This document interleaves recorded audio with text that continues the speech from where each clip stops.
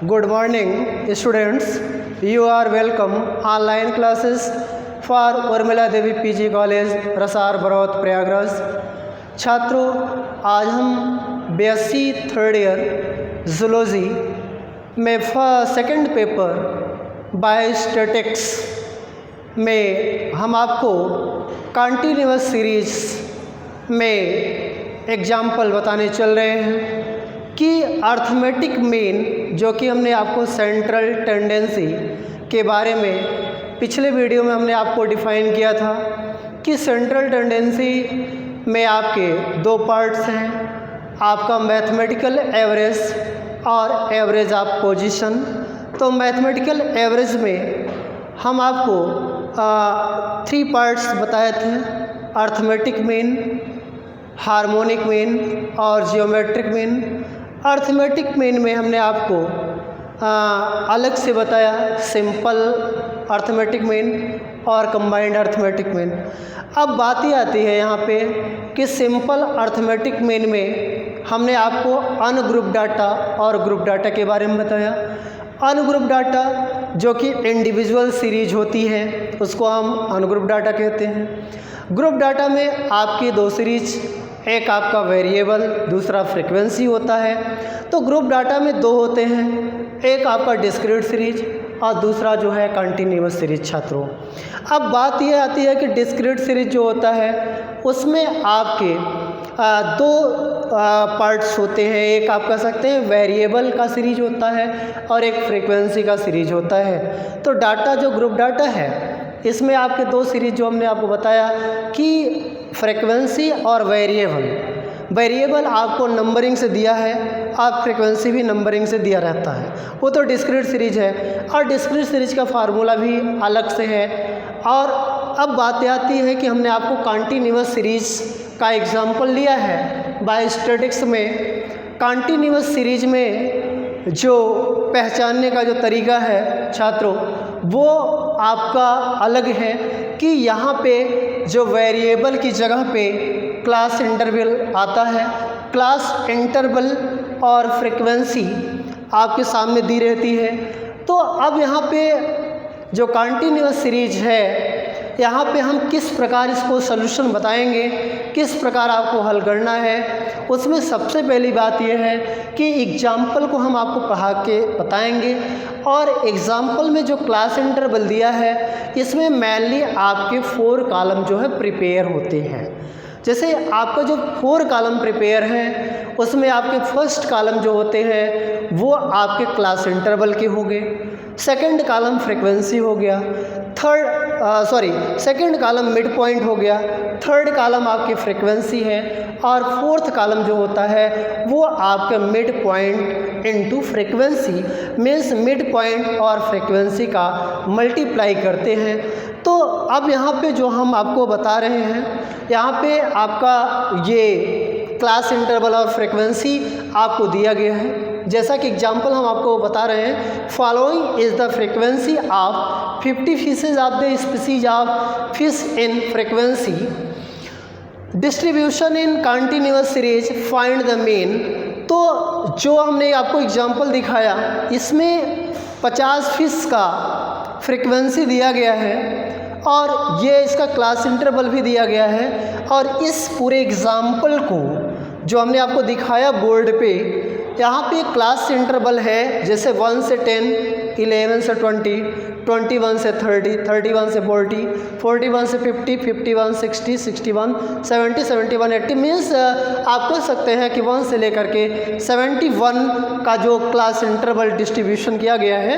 और इसमें आपको जो फ्रीक्वेंसी है उस फ्रीक्वेंसी को हर एक क्लास के सामने अलग अलग दिखाया गया है। टोटल फ्रीक्वेंसी 50 है, पूरे क्लास इंटरवल को मिला के जो फ्रीक्वेंसी दिया गया है वो आपके 50 है। अब इस 50 का जो फ्रीक्वेंसी है, अब इस फ्रिक्वेंसी को हम किस तरीके से सॉल्यूशन बताएंगे। आपको एग्जांपल है कि हमने आपको जो इसमें फिश का दिया गया है 50 फिशेस का, ये रेट ऑफ रिस्पायरेशन के आधार पे कैसे हम उसका कैलकुलेशन करते हैं, तो उसके बारे में हम आपको डिटेल अब बताएंगे। अब यहाँ बात ये आती है कि अब जब सॉल्यूशन हम दिखा रहे हैं इसमें, तो सॉल्यूशन में आपको make the prepare of 4 column, यहाँ आपको लिख देते हैं सॉल्यूशन में make a prepare of 4 column. The first column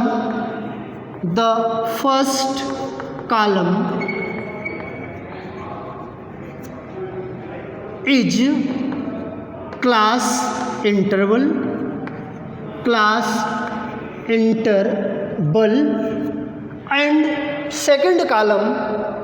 and second column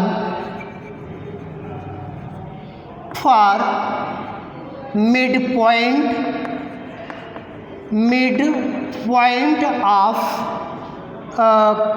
various classes, midpoint of various class interval, various classes of interval,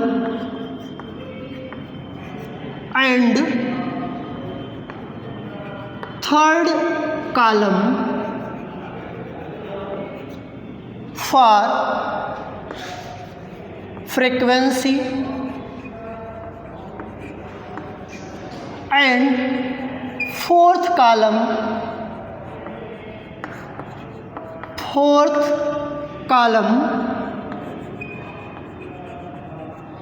for midpoint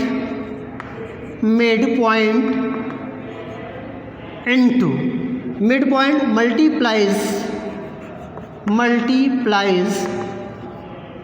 is frequencies। तो छात्रों, ये हमारा जो सॉल्यूशन है, जब हम शुरू करते हैं इस एग्जाम्पल को हल करने के लिए, तो एग्जाम्पल हमने आपको दिखा दिया कि यही हमारे एग्जाम्पल हैं और 50 फिशेस का मेन निकालना है, वो भी कॉन्टिन्यूअस सीरीज के द्वारा। तो हमने आपको सॉल्यूशन बताया कि 2 कॉलम हमें पहले से मिलेंगे। इस टाइप का कॉलम जब दिखता है तो हमको समझ लेना चाहिए कि कॉन्टिन्यूअस सीरीज है, क्योंकि कॉन्टिन्यूअस की जो परिभाषा है, the continuous series found in class interval no variable. तो क्लास इंटरवल जहाँ दिखाई देता है वो हमारा कॉन्टिन्यूअस सीरीज है, और इस कॉन्टिन्यूअस सीरीज में आपको क्लास इंटरवल के साथ साथ फ्रीक्वेंसी दी गई है। और सॉल्यूशन है make a prepare of 4 column, जैसा कि मैंने पहले भी बताया कि 4 column, first column total class interval का होगा, सेकंड कॉलम उस क्लास इंटरवल के मिड पॉइंट जब निकालेंगे, और थर्ड कॉलम आपका फ्रीक्वेंसी दिया गया है, और फोर्थ कॉलम जो होता है कि फ्रीक्वेंसी और मिड पॉइंट का मल्टीप्लाई करते हैं छात्रों।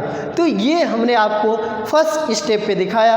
अब आप जो है थोड़ा सा अलग तरीके से हम आप इसको अब कॉलम बना के दिखलाते हैं, तब तक के लिए आप इसको नोट कर लीजिए। तो छात्रों, अब हम आपको जो क्लास इंटरवल है, अभी हमने आपको बताया किस तरीके से 4 कॉलम हमें बनाना है। जैसे कि क्लास इंटरवल हो गया जो पहला है, और दूसरा है आपका मिड पॉइंट है, जो मिड पॉइंट को हम यम से इंडिकेट करते हैं, फ्रीक्वेंसी को हम एफ से इंडिकेट करते हैं, और मिड वैल्यू को हम यम और इधर आपको एफ से इंडिकेट करते हैं, गुणा कर देंगे।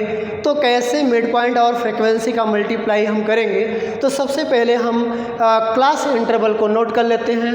1 से 10, 1 से 10, 11 से 20, और 21 से 30, और 31 से 40, और 41 से 50 और 51 से 60 और 61 से 70 और 71 से 80, ये हमारा क्लास इंटरवल है छात्रों।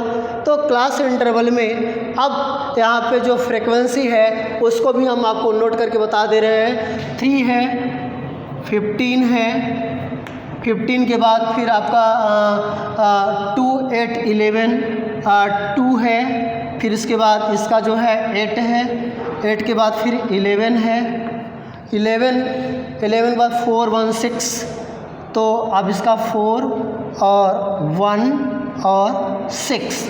तो छात्रों ये 2 चीज़ आपको दिया रहता है एग्ज़ाम्पल में। अब यहाँ पे आपको हल करना है, तो सबसे पहले हमने आपको बताया कि अब मिड पॉइंट कैसे निकालेंगे। तो मिड पॉइंट निकालने का फार्मूला होता है lower limit plus upper limit बटे 2। तो अब यहाँ पे जो लोअर लिमिट है आपका 1 है, ये आपका एक तरीके से लोअर लिमिट, और ये है आपका अपर लिमिट। अब लोअर लिमिट क्या है कि अब यहाँ पे 1 + 10/2 = 10 × 11 11/2 हो गया। तो इसका जब मिड पॉइंट निकालेंगे तो आपका 5.5 आता है छात्रों। तो ये आपको इस तरीके से मिड पॉइंट निकालने का नियम है। अब इसी टाइप से आप हर एक क्लास इंटरवल का मिड पॉइंट निकालेंगे। अब से 11 है, 11 + 20/2।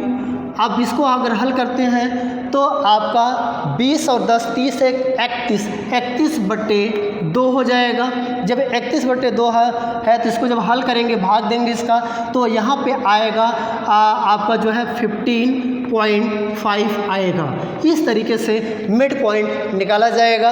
अब 21 + 30/2, अब इसका जब निकालेंगे तो डायरेक्ट कर सकते 30, 20, 50, 51/2। तो यहाँ पे आपका 25.5 आएगा। इस तरीके से डायरेक्ट न लिख करके हम डायरेक्ट भी हल कर सकते हैं। अब 31 + 40/2 = 71/2 आया, तो आपका यहाँ पे 35.5 आएगा। इस तरीके से 41 + 50/2, तो यहाँ कर सकते हैं आपका 35 से 45.5 आएगा। और फिर 51 + 60/2, तो यहाँ पे 6 5 110/2 आएगा, तो यहाँ पे 55.5 आएगा। और फिर 61 + 70/2 अगर करते हैं तो 131/2, तो यहाँ पे 65.5 आएगा। और इसके बाद 71 + 80/2 करेंगे तो आएगा आपका 131/2, तो यहाँ पे आपका 75.5। तो छात्रों ये रहा आपका मिड पॉइंट निकालने का तरीका। और मिड पॉइंट निकालने के तरीके में हमने आपको बताया कि यहाँ पे lower limit plus upper limit by 2 होता है। तो लोअर लिमिट हमने आपको बताया कि हमेशा जो संख्या हम लिखेंगे उसके बाएं तरफ, क्लास इंटरवल के बाएं तरफ जो है आपका लोअर लिमिट कहलाएगा, और क्लास के दाएं तरफ आपका अपर लिमिट कहलाता है। तो लोअर प्लस अपर लिमिट बटे 2 कर देंगे तो मिड पॉइंट निकल आ जाएगा। चाहे जो भी संख्या उसका मिड पॉइंट आप निकाल सकते हैं। तो इस तरीके से हम आपको बताएं। अब अगला पॉइंट है कि फ्रीक्वेंसी आपका दिया गया है। अब फ्रीक्वेंसी में कोई दिक्कत नहीं है। अब क्या है कि आगे आप फ्रीक्वेंसी और मिड पॉइंट को गुणा करेंगे तब जाकर के आपको क्लियर होगा।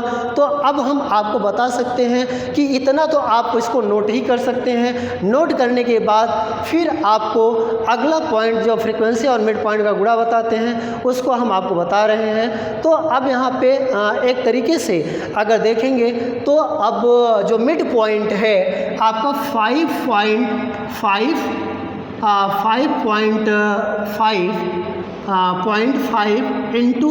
3 अगर इस पलटू करेंगे तो आपका 3 × 5 = 15।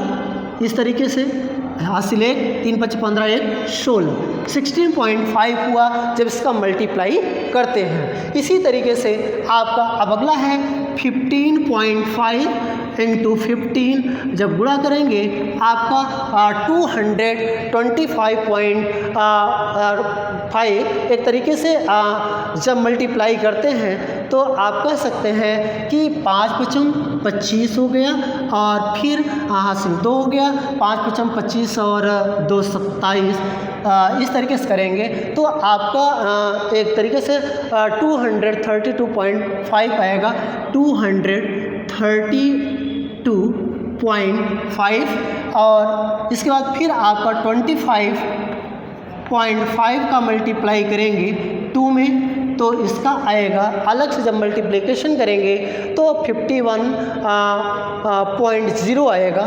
51.0 इस तरीके से। अब आप 2 पंचे 10 कर देंगे और 2 पंचे 10 एक 11, 2 दूनी 4 एक 5, 51.0 आ जाएगा।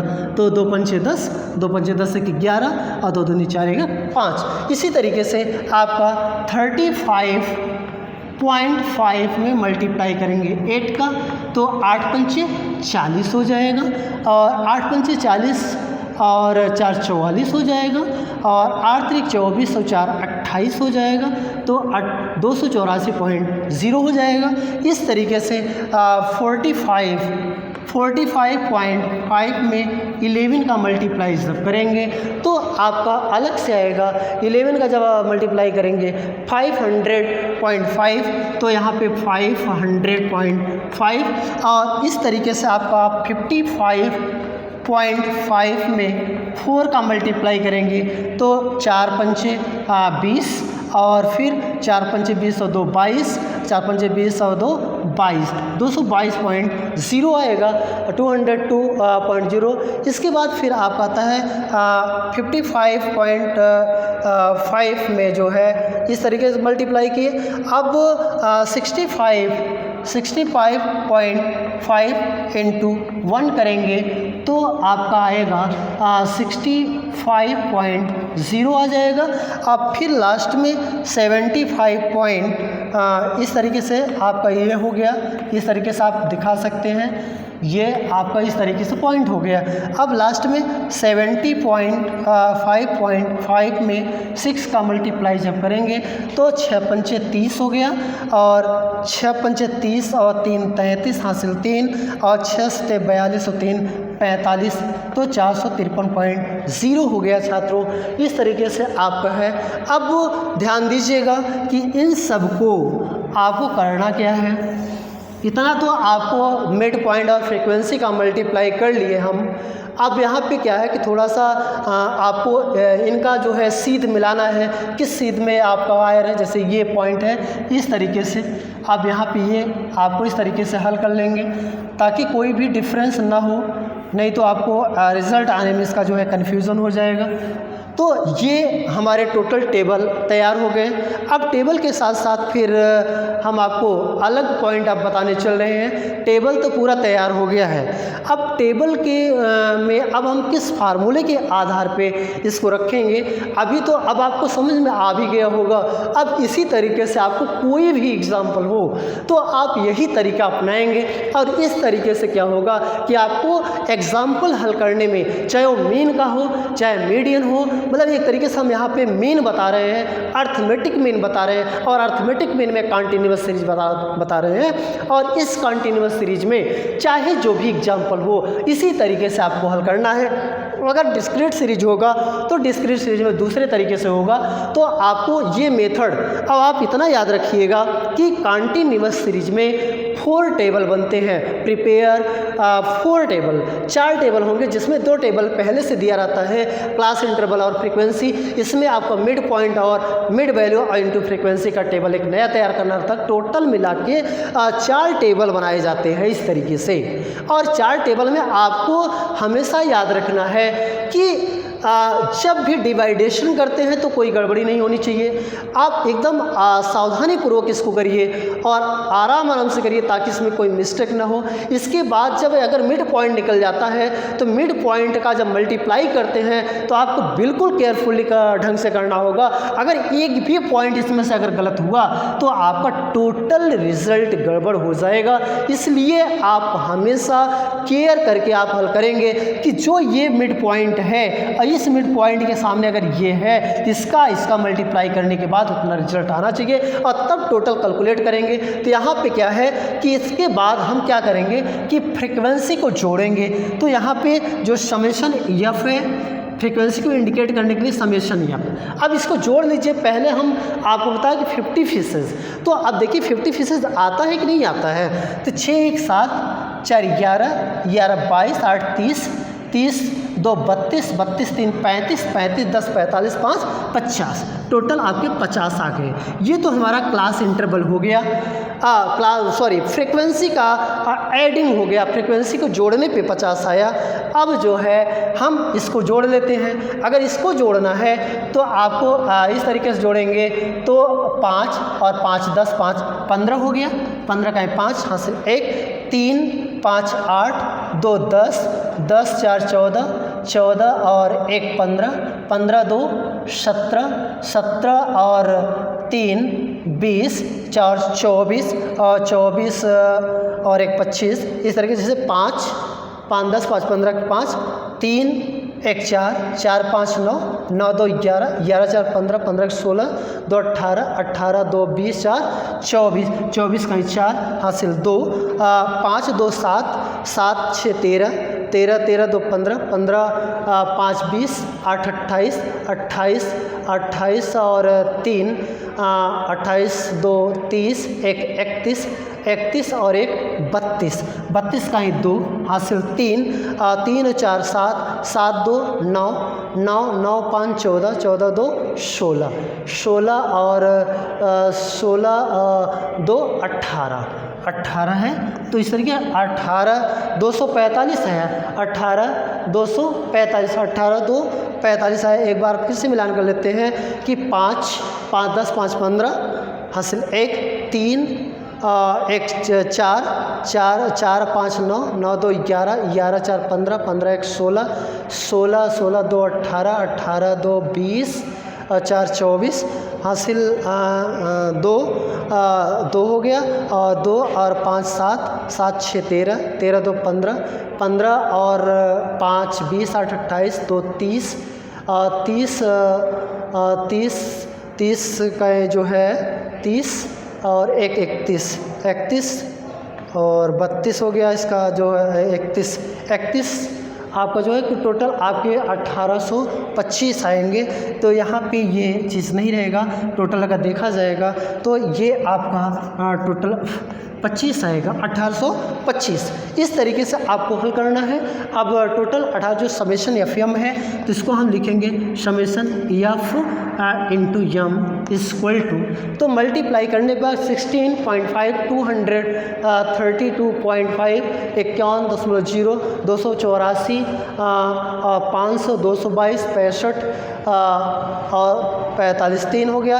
इस तरीके से अगर हम जोड़ेंगे तो 5 5 10 5 15 का 5 हासिल 1 और 3 5 8 8 2 10 4 14 1 15 2 17 3 20 3 23 1 24 का 4 24 का 4 हासिल 2 और 5 2 7 5 2 7 7 6 13 13 3 15 15 5 20 8 28 28 28 और 28 और 28 28 और 2 30 31 31 और 1 32 32 का 2 तो 32 का 2 हासिल 3 3 और 4 3 7 7 7 7 2 9 5 14 2 16 5 21 2 23 23 1 24 और 18 हो गया, तो 1825 आया।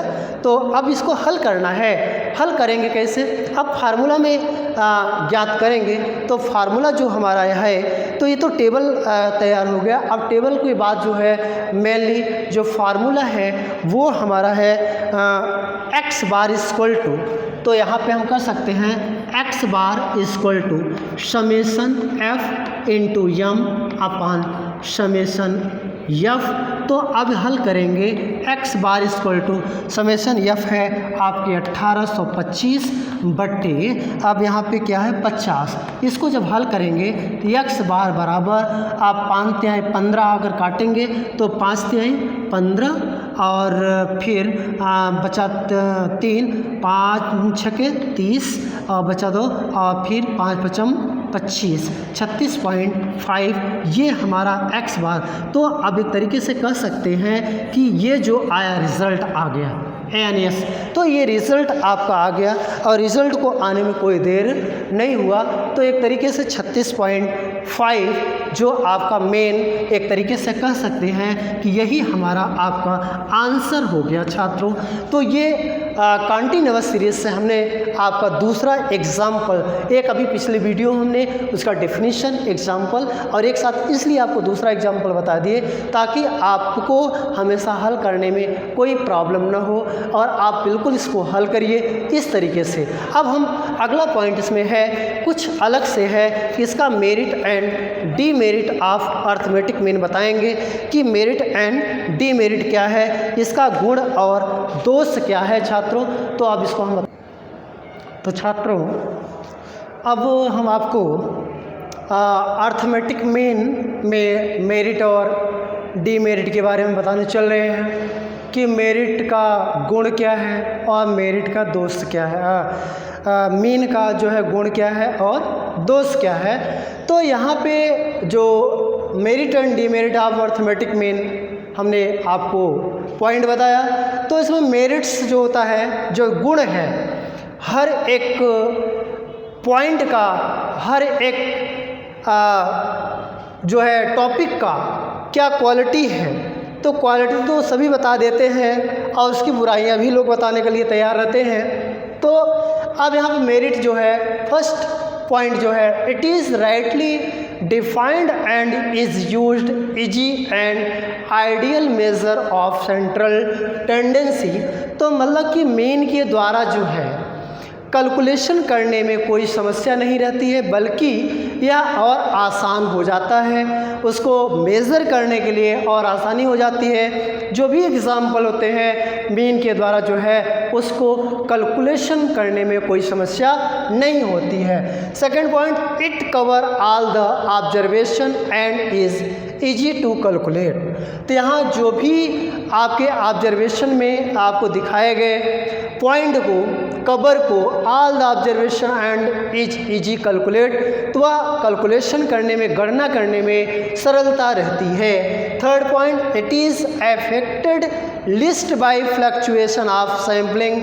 इसमें जो आपका ऑब्जर्वेशन की लिस्ट है उसको फ्लक्चुएशन और सैम्पलिंग बनाने में कोई समस्या नहीं होती है। अगला पॉइंट है last arithmetic mean provided base of many other method of statics. तो यहाँ पे जो अर्थमेटिक मीन को जब प्रोवाइड किया जाता है, बेस जो माना जाता है, उसमें आपके सांख्यिकी के और पार्ट्स जो है एक तरीके से हम कह सकते हैं कि डिस्ट्रीब्यूट होते हैं, कोई प्रॉब्लम क्रिएट नहीं होता है। अब ये तो गुण हो गए कि गुण में तो आपने अच्छाइयाँ बता दिया कि मीन से हमें ऑब्जर्वेशन टेबल को कैलकुलेशन में कोई समस्या नहीं होती है, इसका टेंडेंसी निकालने में कोई समस्या नहीं होती है। और फिर एक तरीके से अर्थमेटिक मीन को अगर हम प्रोवाइड करें बेस के आधार पे, बेस पे, तो अच्छे तरीके से वो क्या होता है कि सॉल्यूशन हो जाता है। अब डीमेरिट क्या है कि इसका जस्ट अपोजिट होगा। तो डीमेरिट में आपका obtained mean in A series may not be represented by any observation. कह रहा है कि इसमें मीन के आधार पे कोई भी सीरीज का ऑब्जर्वेशन सही ढंग से नहीं हो पाता है।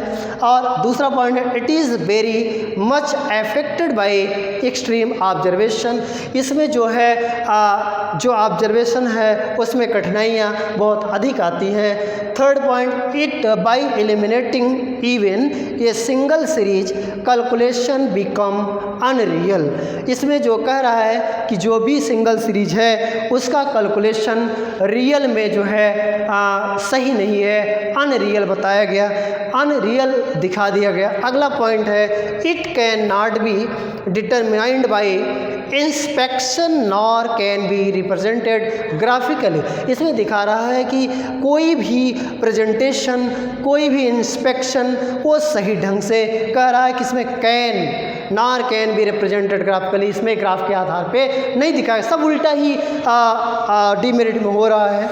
तो अगला point last, in extremely skewed distribution arithmetic mean is not representative of the distribution. इसमें कोई भी डिस्ट्रीब्यूशन अगर किया गया तो वो नेगेटिव दिखा रहा है कि इसमें सही ढंग से नहीं दिखाया जा सकता है छात्रों। तो ये जो अर्थमेटिक मीन है, अर्थमेटिक मीन अभी हमने आप क्या कहा, मैथमेटिकल एवरेज में, मैथमेटिकल एवरेज में केवल एक पोर्शन हमने आपको बताया कि अर्थमेटिक मीन जो सिंपल मीन था और एक आपका अर्थमेटिक मीन में सिंपल मीन, इसका हमने मेरिट और डीमेरिट बताया। अभी हम इसमें आपको कंबाइंड मीन के बारे में बताएंगे। तो कंबाइंड मीन क्या है, इसके बाद हम आज जो टॉपिक है हम इस टॉपिक को यहीं पे समाप्त करते हैं और अगले वीडियो में हम आपको कंबाइंड मीन बताएंगे। तब तक के लिए जो है हमारे टॉपिक यहीं पे समाप्त करते हैं। धन्यवाद।